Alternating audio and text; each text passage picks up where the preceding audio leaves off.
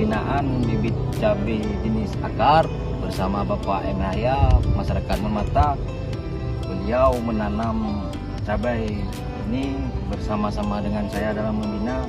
Lebih kurang umur cabai yang ini sekarang sudah 4 bulan. Jadi mungkin tunggu dalam 20 hari atau 15 hari lagi cabai ini sudah bisa kita panen.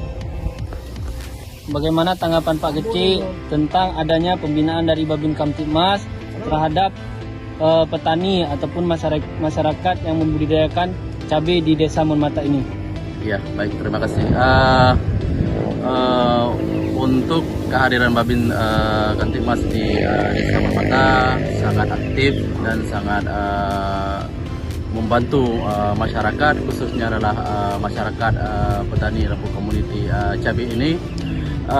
Dengan hadirnya Babin Kamtibmas di Desa Monmata, beliau Bapak Asep adalah yang selalu memberikan motivasi, dukungan kepada petani yang ada di Desa Monmata, terutama cabai ini untuk ketahanan pangan di Desa Monmata.